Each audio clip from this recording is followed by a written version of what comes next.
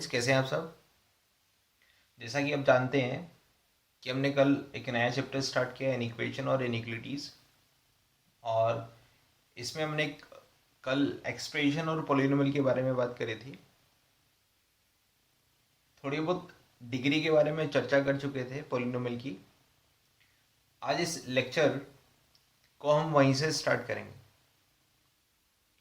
मैंने आपको कल जनरल पॉलिनोमियल लिखना सिखाया था, तो मैं मानता हूँ F of X equal to A N X power N plus A N minus one X power N minus one A N minus two X power N minus two और dash dash dash A not X power zero.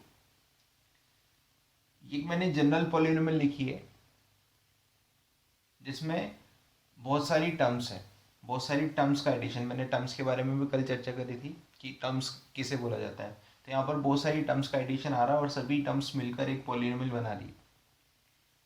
अगर इस F of x को मैं polynomial बोलने वाला हूँ तो polynomial की डेफिनेशन मतलब सभी वेरिएबल्स के जो एक्सपोनेंट है वो कभी भी नेगेटिव नहीं होंगे, या सभी powers belongs to whole number रहेगी। ऐसा मैंने आपको बताया था कल। अगर आप इसको n डिग्री पॉलिनोमियल बोलना चाहते हैं, n डिग्री पॉलिनोमियल अगर बोलना चाहते हैं तो इसके लिए मैंने कंडीशन आपको दी थी। क्या कंडीशन दी थी कि हाईएस्ट जो पावर रहेगी, अगर आप इस वेरिएबल की पावर को n को इस वेरिएबल की पावर n को हाईएस्ट देखना चाहते हैं, हाईएस्ट देख चुके हैं, तो इसका मल्टीपल ज़ीरो नहीं होना चाहिए, तभी आप इसको n डिग्री पॉलिनोमियल बोल सकते हैं। इसका मतलब ए एन या ये जो कांस्टेंट है इसकी वैल्यू ज़ीरो नहीं होनी चाहिए, तभी आप इस एफ ऑफ एक्स को, इस पॉलिनोमियल को n डिग्री पॉलिनोमियल बोल सकते हैं। इसका मीनिंग, अगर आपको जनरल कोई भी दे दिया जाए, आपको जनरल फॉर्मेट में कोई भी एक्सप्रेशन दे दिया जाए और उसमें आपसे पूछा जाए कि बताओ इसकी डिग्री क्या है। जैसे कि मैं एक एग्जांपल लेता हूँ। मैंने आपसे पूछा, यहाँ पर मैंने कोई भी कांस्टेंट ले लिया, जैसे कि c1 x की पावर 3, c2 x की पावर 2 प्लस x। ये मैंने आपको एक एक्सप्रेशन लिखा है या एक पॉलिनोमियल बोल दो। इस पॉलिनोमियल की मैं डिग्री अगर 2 देना चाहता हूं तो इस एक्सप्रेशन की अगर मैं डिग्री 2 देना चाहता हूं तो डिग्री 2 देने के लिए जरूरी कंडीशन क्या है, आप डिग्री 2 कब बोल सकते हैं। इस एक्सप्रेशन या इस पॉलिनोमियल की डिग्री 2 जब होगी जब c1 की वैल्यू तो 0 हो and c2 not equal to 0, c2 not equal to 0। देखिए, इस एक्सप्रेशन की डिग्री आप 2 तभी बोल पाएंगे, डिग्री 2 है ना, मैं किसके लिए बात करता हूँ, डिग्री 2 के लिए यहाँ पर बात कर रहा हूँ।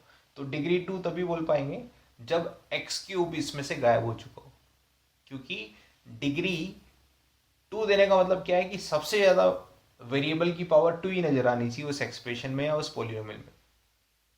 लेकिन अगर c1 0 नहीं होता तो अब एक्स क्यूब भी इसमें प्रेजेंट होता। एक्स क्यूब प्रेजेंट हो रहा है, इसका मतलब अभी इस वेरिएबल की पावर सबसे ज़्यादा हो रही है, इसका मतलब इसको मैं डिग्री 3 पॉलिनोमियल बोलूँगा। लेकिन वो चाहता है कि इसको डिग्री 2 पॉलिनोमियल बोला जाए, इसीलिए यहाँ पर मैंने एक्स क्यूब के मल्टीपल c1 को 0 बोला। 100% 0 होना चाहिए, ये 0 होगा तभी मैं डिग्री 2 बोल पाऊंगा, क्योंकि इसके बाद जो सबसे ज़्यादा डिग्री नज़र आ रही है इस वेरिएबल की नज़र आ रही है, जो कि 2 है। और डिग्री 2 पॉलिनोमियल बोलने के लिए इसका मल्टीपल 0 होने से बचाना पड़ेगा। सिमिलरली, अगर मैं डिग्री 3 एक्सप्रेशन या पॉलिनोमियल बोलना चाहता हूँ तो डिग्री 3 पॉलिनोमियल बोलने के लिए हमें c1 को 0 होने से बचाना पड़ेगा। ये बाय डिफॉल्ट कंडीशन आपको समझनी पड़ेगी। वो दे भी सकता है, हो सकता है वो नहीं देगा, नहीं देगा तब भी आपको समझना पड़ेगा कि c1 को 0 नहीं होने देना है। क्लियर है बात। तो डिग्री 3 होने के लिए c1 को 0 होने से बचाना पड़ेगा और डिग्री 2 होने के लिए C1 को 0 करना पड़ेगा और C2 को 0 होने से बचाना पड़ेगा। अगर आप इसको डिग्री 1 पॉलिनोमियल देखना चाहते हैं तो C1 और C2 की वैल्यू 100% 0 लेनी पड़ेगी, दोनों को एक साथ 0 करना पड़ेगा। ये बात यहां से क्लियर हो गई आपको? अगर मैं इस पॉलिनोमियल को डिग्री 1 बोलना चाहता हूं तो डिग्री 1 मतलब इस वेरिएबल, ये इस x की पावर 1 ये यहां से नजर आ रही, इसका मतलब यही इसमें हाईएस्ट होनी चाहिए। तो हाईएस्ट जो आपको नजर आ रही है, इससे ज़्यादा जो पावर नजर आ रही है, इस वेरिएबल से ज़्यादा जिसकी पावर नजर आ रही है, उनके मल्टीपल्स, अगर वो, क्योंकि ये मल्टीपल C1 C2 दे रखे हैं, इसका मतलब मैं इनको चेंज कर सकता हूँ। अगर यहाँ 2 लिखा होता तो इसकी डिग्री कभी भी 1 नहीं बनी जाती, क्योंकि 2 फिक्स नंबर है, 2 को 0 नहीं बना सकता हूँ, लेकिन C1 C2 को तो मैं 0 बना सकता हूँ। तो C1 C2 को क्या होना पड़ेगा? 0 होना पड़ेगा, तब जाकर ये दोनों यहाँ से गायब होंगे और तब जाकर हाईएस्ट पावर मुझे 1 नजर आएगी इस पोलिनोमियल की। तो अगर आप इस जनरल पोलिनोमियल को n डिग्री पोलिनोमियल बोलना चाहते हैं तो an को 0 होने से बचाना पड़ेगा। अगर आप इस f ऑफ x को n-1 डिग्री पोलिनोमियल बोलना चाहते हैं तो आपको an को तो 0 करना पड़ेगा 100%, और साथ में n-1 जिस वेरिएबल की पावर आ रही है उसके मल्टीपल को 0 होने से बचाना पड़ेगा। तभी आप इस डिग्री की इस पोलिनोमियल की डिग्री क्या बोल सकते हैं? n-1 बोल सकते हैं। ठीक है, ये तो डिग्री के बारे में चर्चा थी भाई। अब सिमिलरली अगर ये 2 वेरिएबल होते, जैसे ये 1 वेरिएबल है, मतलब इस पूरे एक्सप्रेशन या पोलिनोमियल में मुझे x एक ही वेरिएबल काम आ रहा है, x एक ही वेरिएबल, ठीक है ना। तो अगर मैं कोई एक्सप्रेशन, अब मैं एक्सप्रेशन बोल रहा हूँ, कोई एक्सप्रेशन ऐसा लिख रहा हूं जो 2 वेरिएबल से बना है, x और y। सपोज करिए आपने एक एक्सप्रेशन लिखा x² + y² + xy। इस एक्सप्रेशन की डिग्री क्या है, ये अगर हमसे पूछा जाता है तो हमें यहां पर क्या करना होता है?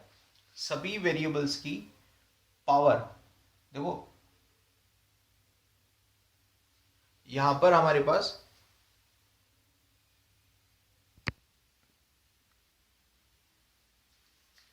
तो अगर मैं इस 2 वेरिएबल एक्सप्रेशन की बात कर रहा हूं और इसकी डिग्री पहचानने के लिए या बताने के लिए बोलता हूं तो आपको किस तरह से देखनी होती है ना, देखिए ध्यान से।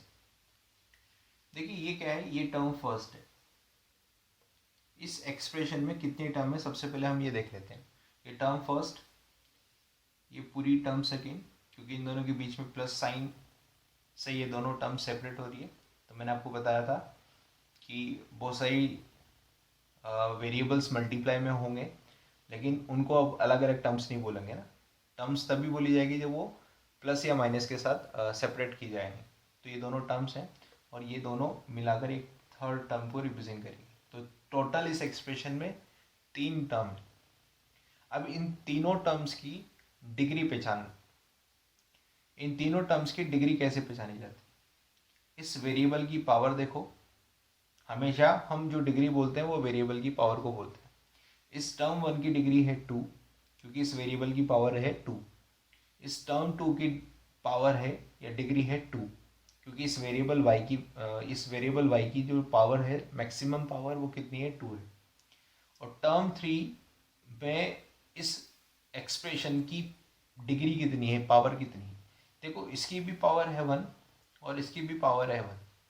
वेरिएबल x की पावर है 1, वेरिएबल y की पावर है 1। तो टोटल पावर जब वेरिएबल मल्टीप्लाई में होते हैं, तो टोटल पावर कैसे बताई जाती है, टोटल डिग्री कैसे बताई जाती है? इन सभी वेरिएबल्स की पावर का एडिशन करके बताई जाती है। तो यहाँ पर x और y की पावर कितनी आ रही है? 1 और 1। तो टोटल इस टर्म 3 की जो पावर आएगी वो कितनी आएगी? 2 आएगी। मतलब इसको मैं डिग्री 2 एक्सप्रेशन बोलूँगा। क्या बोलूँगा? Degree 2 expression. ये है